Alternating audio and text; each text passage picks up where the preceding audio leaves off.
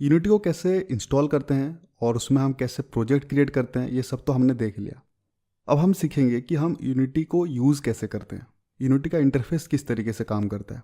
जब आप पहली बार यूनिटी को ओपन करोगे तो आपको ऐसा कुछ इंटरफेस देखने को मिलेगा। चाहे आप 2D के लिए गेम बना रहे हो या फिर 3D के लिए गेम बना रहे हो, दोनों में इंटरफेस सेम ही होता है। बस जो ऑब्जेक्ट्स होते हैं वो आइदर 2D या फिर 3D होते हैं। फर्स्ट टाइम आपको ये थोड़ा सा कॉम्प्लेक्स लग सकता है, लेकिन जैसे जैसे आप इस पर काम करते जाओगे तो आपको ये बहुत ही ईजी लगने लगेगा।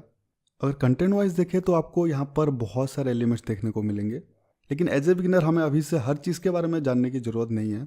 इनफैक्ट यहाँ पर आधे से ज़्यादा चीज़ें ऐसे हैं जो बाय डिफ़ॉल्ट ऐसे ही रहेंगे, हमें यूजुअली उनका ज़रूरत पड़ता ही नहीं है। तो एज ए बिगिनर हम उन चीज़ के बारे में सीखेंगे जो हमारे लिए सबसे ज़्यादा इंपॉर्टेंट है और यूज़फुल है। यहाँ पर आप देख सकते हो कई सारे सेक्शंस बने हुए हैं, तो इन सबको हम एक एक करके समझते हैं।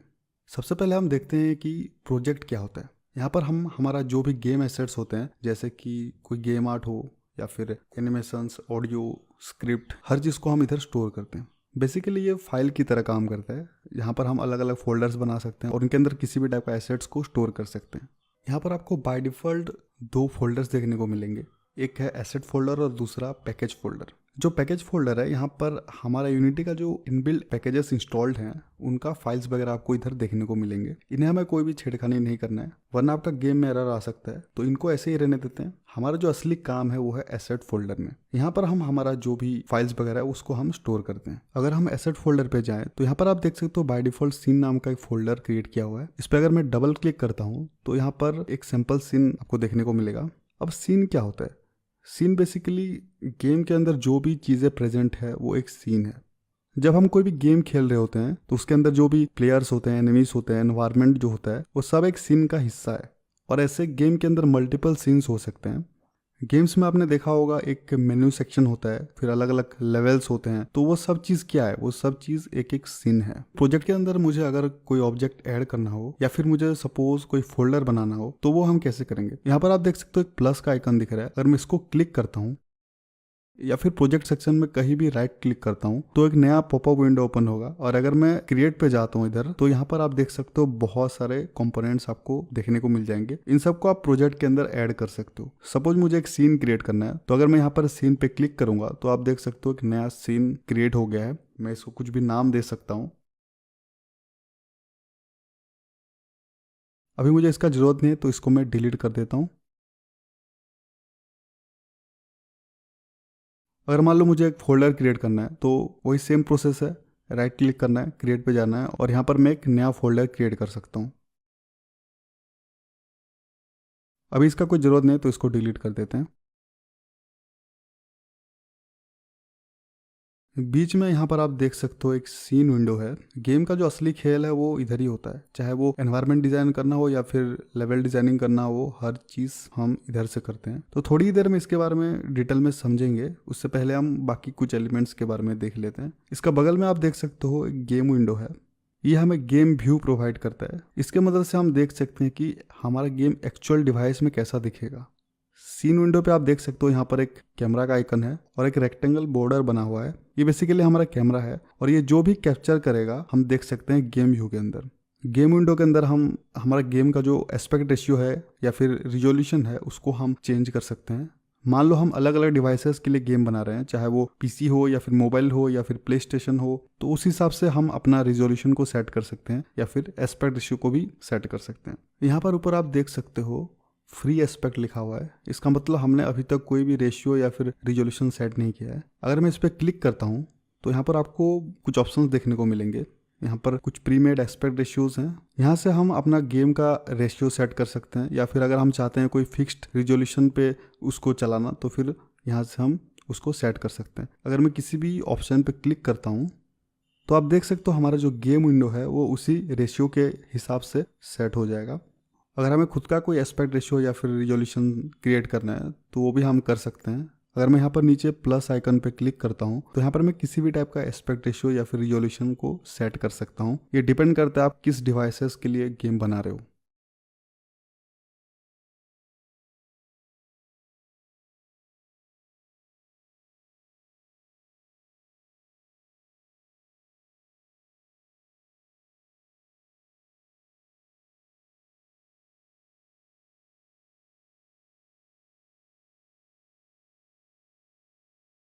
गेम टैब के अंदर टॉप लेफ्ट में यहाँ पर एक ऑप्शन है सिमुलेटर का। इसके ऊपर अगर आप क्लिक करोगे तो यहाँ पर आपको अलग अलग डिवाइसेस का ऑप्शन शो करेगा।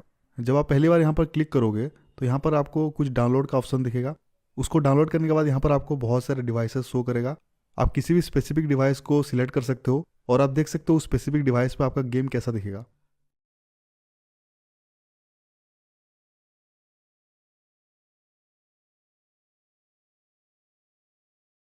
यहाँ पर आप और एक विंडो देख सकते हो, हायरार्की।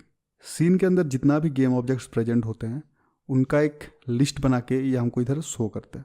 इसके मदद से हम इजीली गेम ऑब्जेक्ट्स को लोकेट कर सकते हैं। सीन के अंदर हजारों गेम ऑब्जेक्ट्स हो सकते हैं, तो अगर हमें कोई भी गेम ऑब्जेक्ट को सिलेक्ट करना है तो सीन के अंदर उसको ढूंढने से अच्छा हम इधर से उसको सिलेक्ट कर सकते हैं। यहाँ पर ऊपर आपको सीन का नाम दिख रहा होगा जो अभी करंटली ओपन है, और इसके नीचे हमारा सारा गेम ऑब्जेक्ट्स प्रेजेंट होते हैं। यहाँ पर बाय डिफ़ॉल्ट एक गेम ऑब्जेक्ट ऑलरेडी ऐड किया हुआ है, वो है कैमरा। क्योंकि बिना कैमरे का हम गेम के अंदर कुछ भी चीज़ रेंडर नहीं कर सकते। अगर मैं इसको डिलीट कर देता हूँ तो आप देख सकते हो हमारा गेम व्यू कम्प्लीटली ब्लैंक हो जाता है। तो इसको मैं वापस अंडू कर देता हूँ। अगर मैं कैमरा के ऊपर क्लिक करता हूँ तो आप देख सकते हो हमारे साइड में एक और एक विंडो है इंस्पेक्टर। यहाँ पर कुछ प्रॉपर्टीज़ ओपन हो गए। ये बेसिकली कैमरा के सारे प्रॉपर्टीज़ हैं। हम कोई भी गेम ऑब्जेक्ट को अगर सिलेक्ट करते हैं तो उसका प्रॉपर्टीज़ को हम इंस्पेक्टर में देख सकते हैं और इधर हम उसको मॉडिफाई भी कर सकते हैं। इन प्रॉपर्टीज़ के बारे में अभी थोड़ी देर में हम देखेंगे। पहले हम हायरार्की के बारे में कुछ और चीज़ें समझ लेते हैं। कब से हम गेम ऑब्जेक्ट्स के बारे में इतना बात कर रहे हैं, तो उनको हम सीन के अंदर ऐड कैसे करते हैं। गेम ऑब्जेक्ट्स को ऐड करना बहुत सिंपल है। हमें हायरार्की पे जाना है और इधर आप देख सकते हो एक प्लस आइकन है, इसको आप क्लिक कर सकते हो, या फिर अगर आप हायरार्की विंडो पे कहीं भी राइट क्लिक करते हो तो एक नया पॉपअप विंडो ओपन होगा और यहाँ पर आप कई सारे ऑप्शंस देख सकते हो। ये बेसिकली अलग अलग टाइप के गेम ऑब्जेक्ट्स हैं। इनके बारे में हम डिटेल में समझेंगे। अभी हमें बस इंटरफेस पे ध्यान देना है। तो आपको बस दिखाने के लिए मैं एक गेम ऑब्जेक्ट ऐड कर देता हूँ। यहाँ पर हम एक 2D स्क्वायर ऐड करेंगे। इसको आप चाहो तो कुछ भी नाम दे सकते हो या फिर एज इट इज़ इसको ऐड कर सकते हो। जब आप सीन के अंदर गेम ऑब्जेक्ट्स को ऐड करते हो तो ये उसको सीन व्यू के सेंटर पे प्लेस करता है। अगर आप सीन व्यू को चेंज करोगे तो उस हिसाब से ये उसको सेंटर पे प्लेस करेगा जैसा आपका सीन व्यू है।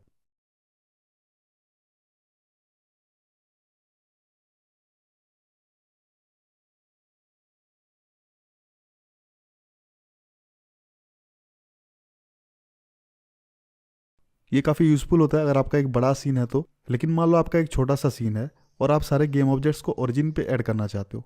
ओरिजिन मतलब एक्स वाई और जेड तीनों का पोजीशन 0 होगा। तो उस तरह से भी हम चाहे तो गेम ऑब्जेक्ट्स को ऐड कर सकते हैं। उसके लिए आपको एक छोटा सा सेटिंग करना पड़ेगा। हम एडिट पे जाएंगे और यहाँ पर हम सिलेक्ट करेंगे प्रेफरेंसेस को। फिर हम क्लिक करेंगे सीन व्यू पे। इसके अंदर आपको एक ऑप्शन दिख रहा होगा क्रिएट ऑब्जेक्ट्स एट ओरिजिन। इसको हम टिक करेंगे।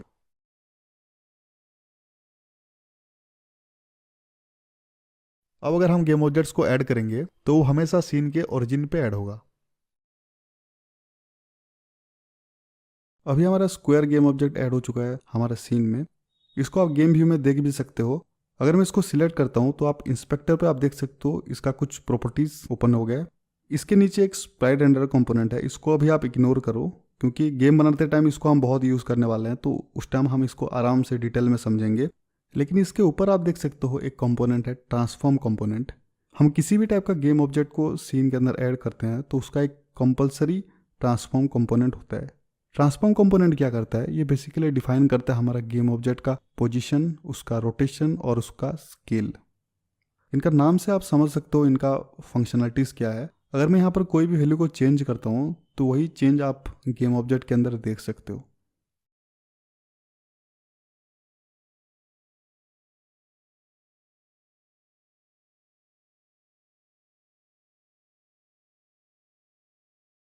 सबसे पहले पोजीशन कंपोनेंट को देखते हैं। यहाँ पर आप देख सकते हो इसके अंदर 3 फील्ड्स हैं, एक्स वाई और जेड। ये बेसिकली रिप्रेजेंट करते हैं एक्स वाई और जेड एक्सिस को। अगर हमें लेफ्ट राइट मूव करना है तो हम एक्स एक्सिस का यूज़ करते हैं। अगर हमें ऊपर नीचे मूव करना है तो हम वाई एक्सिस का यूज़ करते हैं। और अगर हमें ऑब्जेक्ट को फॉरवर्ड या फिर बैकवर्ड मूव करना है तो हम जेड एक्सिस का यूज़ करते हैं। 2D गेम में जेड एक्सिस का उतना कुछ काम नहीं होता है, मेनली ये 3D गेम में यूज़ होता है। अगर मैं किसी भी एक्सिस नेम के ऊपर होवर करता हूँ तो आप कर्सर के ऊपर एक छोटा सा लेफ्ट राइट एरो पॉपअप देख सकते हो। अभी अगर मैं इसके ऊपर क्लिक करके अपना माउस को लेफ्ट राइट मूव करूँगा तो आप देख सकते हो इसका वैल्यू चेंज हो रहा है। तो इस तरीके से आप इसका वैल्यू को चेंज कर सकते हो, या फिर अगर आप डायरेक्टली जो टेक्स्ट बॉक्स है उसका क्लिक करोगे और यहाँ पर आप मैन्युअली कोई भी वैल्यू सेट कर सकते हो।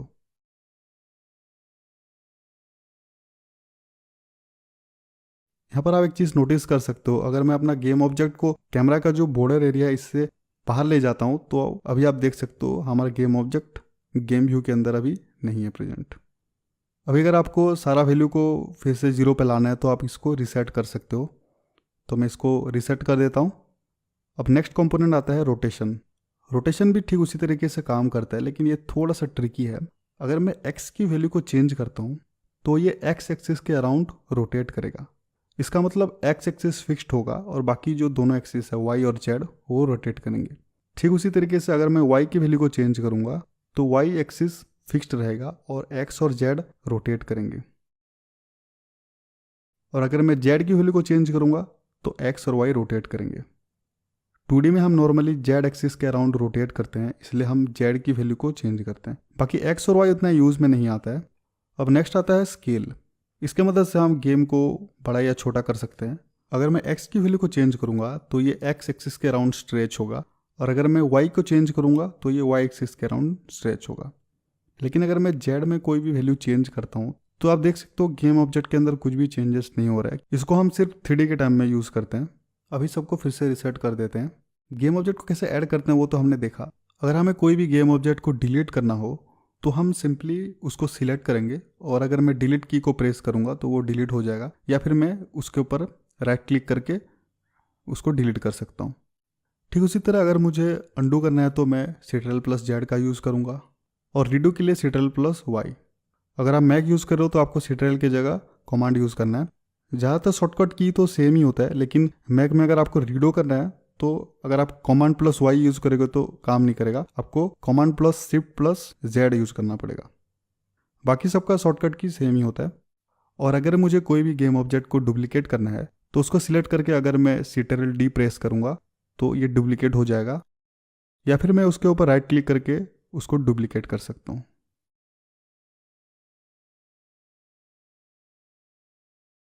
सीन के अंदर हमने जो भी चेंजेस किया उसको अगर हमें सेव करना है तो हम Ctrl+S यूज करके उसको सेव कर सकते हैं, या फिर ऊपर जो 3 डॉट्स हैं उनको मैं क्लिक करके सीन को सेव कर सकता हूँ।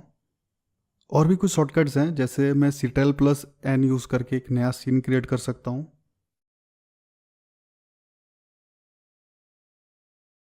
Ctrl+Shift+S से मैं एक सीन को नए नाम से सेव कर सकता हूँ, या फिर मैं 3 डॉट्स पे जाके इसको सेव एज कर सकता हूँ।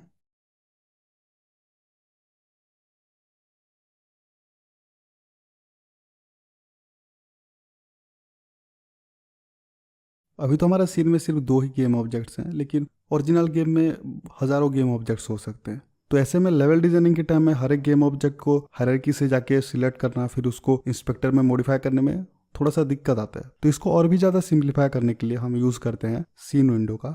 यहाँ से हम डायरेक्टली गेम ऑब्जेक्ट्स को सिलेक्ट कर सकते हैं और उनका जो कुछ बेसिक प्रॉपर्टीज़ है उनको हम मॉडिफाई कर सकते हैं। ये काफ़ी यूज़फुल होता है लेवल डिजाइनिंग के टाइम में। यहाँ पर टॉप लेफ्ट साइड में आप देख सकते हो कुछ टूल्स हैं, इनके मदद से हम गेम ऑब्जेक्ट्स को सिलेक्ट करेंगे और उनको मॉडिफाई करेंगे। सबसे पहला है व्यू टूल। इसके मदद से मैं इजीली सीन व्यू को चेंज कर सकता हूँ। अगर मुझे कोई भी गेम ऑब्जेक्ट को ढूंढना है तो मैं इजीली इसके मदद से उसको लोकेट कर सकता हूँ। नेक्स्ट आता है मूव टूल। इसके मदद से मैं किसी भी गेम ऑब्जेक्ट को डायरेक्टली सिलेक्ट कर सकता हूँ और उसको डिफरेंट एक्सिस के अराउंड मूव कर सकता हूँ। जैसे मैं स्क्वायर को क्लिक करता हूँ आप देख सकते हो एक्सिस का आइकन शो कर रहा है अभी। और जैसे मैंने आपको बताया था जो लेफ्ट राइट होता है वो एक्स एक्सिस होता है, अप डाउन वाई एक्सिस होता है। तो अभी मैं कोई भी एक्सिस को क्लिक करके उसके अराउंड में इसको मूव कर सकता हूँ।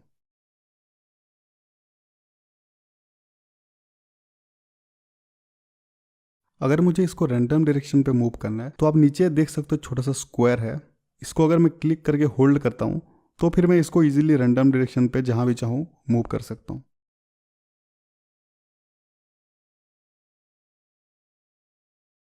अब नेक्स्ट टूल आता है रोटेट। इसके मदद से मैं ऑब्जेक्ट को रोटेट कर सकता हूँ। हमने जो चीज़ ट्रांसफॉर्म कंपोनेंट में किया था वही सेम चीज़ इधर हो रहा है। फिर आता है स्केल टूल। यहाँ पर हम एक्सिस के अराउंड इसको बड़ा या छोटा कर सकते हैं।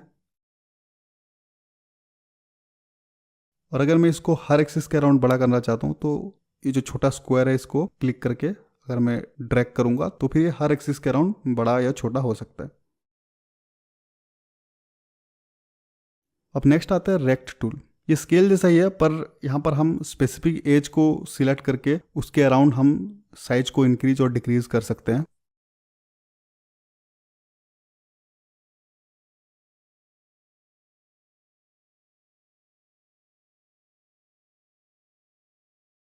अब आखिर में आता है ट्रांसफॉर्म टूल। ये बेसिकली इन सबका कॉम्बिनेशन है। अभी ऊपर हमने जो भी टूल देखा उन सबका कॉम्बिनेशन है, ठीक है।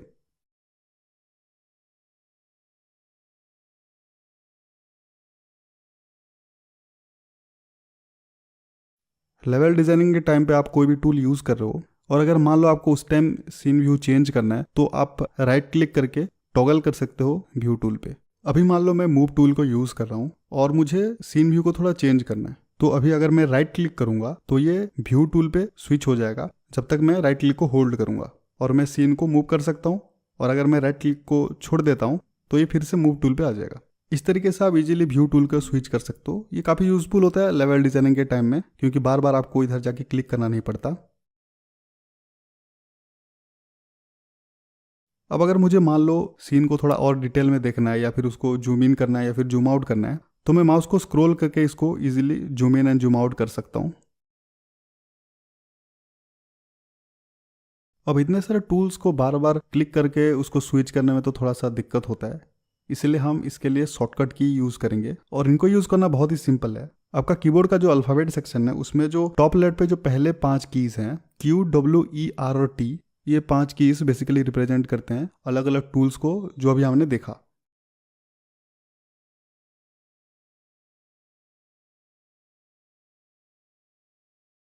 अब मान लो मैं सीन के अंदर इधर उधर व्यू कर रहा हूँ और मुझे किसी स्पेसिफिक गेम ऑब्जेक्ट को फोकस करना है, तो मैं सिंपली हायरार्की पे जाके अगर उस गेम ऑब्जेक्ट के ऊपर डबल क्लिक करता हूँ तो ये ऑटोमेटिकली फोकस पे आ जाएगा। आप सीन के अंदर देख सकते हो।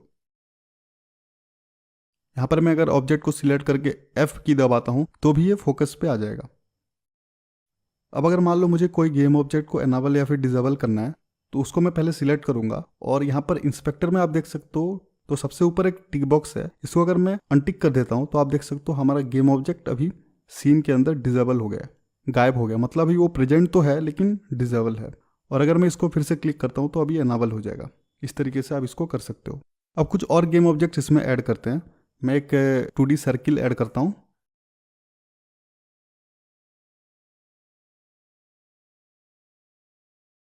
इसका पोजीशन थोड़ा चेंज कर लेता हूँ। हायरार्की में अगर आप कोई भी गेम ऑब्जेक्ट के ऊपर होवर करते हो तो उसका साइड में आप देख सकते हो 2 आइकॉन दिख रहे हैं, एक तो आँख का सिंबल है और एक हैंड का सिंबल है। अगर मैं उस आई सिंबल पे क्लिक करता हूँ तो आप देख सकते हो अभी हमारा सीन से हमारा गेम ऑब्जेक्ट गायब हो गया है, लेकिन गेम व्यू में अभी भी ये प्रेजेंट है। इसका मतलब ये डिसेबल नहीं हुआ है, ये अभी भी सीन में प्रेजेंट है और एनाबल है, लेकिन बस हमने इसको हाइड कर दिया। मान लो अभी मुझे सिर्फ ये सर्किल पे काम करना है और ये स्क्वायर का भी कुछ काम नहीं है, तो मैं इसको हाइड कर सकता हूँ ताकि मैं किसी एक गेम ऑब्जेक्ट के ऊपर फोकस कर पाऊँ। आई के साइड में और एक हैंड का आइकन है, अगर मैं इसको क्लिक करता हूँ तो अभी ये गेम ऑब्जेक्ट अनक्लिकेबल हो गया। अभी मैं सीन के अंदर इसको क्लिक नहीं कर सकता। अभी आप देख सकते हो सर्किल जो है वो सीन के अंदर प्रेजेंट तो है लेकिन मैं इसको क्लिक नहीं कर सकता, ठीक है, जब तक यहाँ पर मैंने इसको अनक्लिकेबल सेट किया हुआ है। अगर मैं इसको फिर से क्लिकेबल कर दिया तो फिर अभी मैं इसको क्लिक करके इसको मॉडिफाई कर सकता हूँ। अभी मान लो मैं सर्किल गेम ऑब्जेक्ट को ड्रैग करके स्क्वायर गेम ऑब्जेक्ट के अंदर ड्रॉप कर देता हूँ, तो यहाँ पर आप देख सकते हो अभी ये इसके अंडर आ गया है। अभी ये सर्किल स्क्वायर का चाइल्ड ऑब्जेक्ट है। मैं अभी अगर स्क्वायर को मूव करूँगा तो उसके साथ साथ चाइल्ड भी मूव होगा। और स्क्वायर का मैं अगर साइज को इंक्रीज या डिक्रीज करूँगा तो वो सर्किल को भी अफेक्ट करेगा। लेकिन अगर मैं सर्किल को कुछ चेंज करूँगा तो वो स्क्वायर को अफेक्ट नहीं करेगा, क्योंकि सर्किल स्क्वायर के अंडर है, स्क्वायर इसके अंडर नहीं है। ठीक उसी तरह मैं चाहूँ तो एक एम्प्टी गेम ऑब्जेक्ट क्रिएट कर सकता हूँ। मान लो मुझे ये 2 गेम ऑब्जेक्ट को किसी और का चाइल्ड बनाना है, तो मैं क्या कर सकता हूँ, एक एम्प्टी गेम ऑब्जेक्ट क्रिएट कर सकता हूँ। एम्प्टी गेम ऑब्जेक्ट मतलब इसका सिर्फ ट्रांसफॉर्म कंपोनेंट होगा और इसके अंदर कुछ भी एक्स्ट्रा कंपोनेंट नहीं होगा। मान लो इसका मैंने नाम दे दिया शेप। अब हमारा जो सर्किल और स्क्वायर गेम ऑब्जेक्ट है इनको मैं ड्रैग करके इसके अंदर ड्रॉप कर सकता हूँ। अब ये दोनों चाइल्ड ऑब्जेक्ट है शेप का। अभी अगर मैं शेप को मूव करूँगा या फिर उसको इंक्रीज या डिक्रीज करूँगा तो उनका चाइल्ड ऑब्जेक्ट को भी ये अफेक्ट करेगा।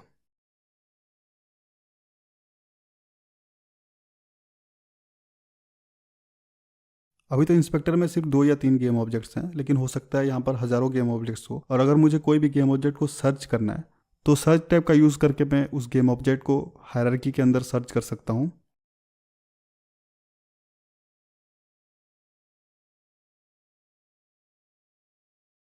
प्रोजेक्ट में भी हम यही सेम चीज़ यूज़ करके किसी भी गेम एसेट को हम सर्च कर सकते हैं।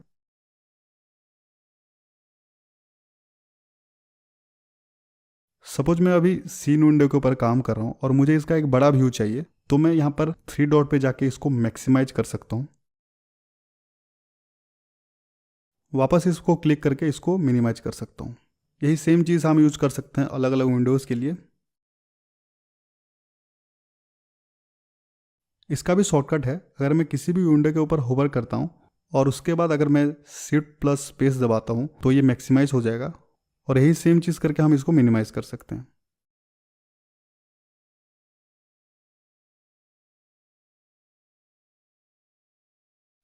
यहाँ पर ऊपर आप देख सकते हो ये 3 बटन्स हैं। इनको यूज़ करके हम गेम को प्ले कर सकते हैं, पॉज कर सकते हैं, या फिर इसको फ्रेम बाय फ्रेम मूव कर सकते हैं। अभी प्ले करूंगा तो आपको कुछ समझ में नहीं आएगा क्योंकि सीन के अंदर कुछ है ही नहीं। जब हम गेम बनाएंगे तो इसका यूज़ आपको समझ में आ जाएगा अच्छे से। यहाँ पर प्रोजेक्ट के बगल में और एक विंडो भी है कंसोल का। यहाँ पर क्या होता है, गेम के अंदर अगर कोई भी मैसेज हो या फिर वार्निंग हो या फिर कोई एरर हो तो वो यहाँ पर शो करता है। कोडिंग करते टाइम इसको हम अच्छे से देखेंगे। इंटरफेस के हिसाब से आई थिंक अभी के लिए इतना काफ़ी है। जो इंपॉर्टेंट और यूजफुल कंपोनेंट्स हैं उनको हमने अच्छे से देख लिया है। बाकी का जो एलिमेंट्स है उनको हम गेम बनाते बनाते सीखेंगे। अब नेक्स्ट हम देखेंगे यूनिटी के अंदर हम कोडिंग कैसे करते हैं।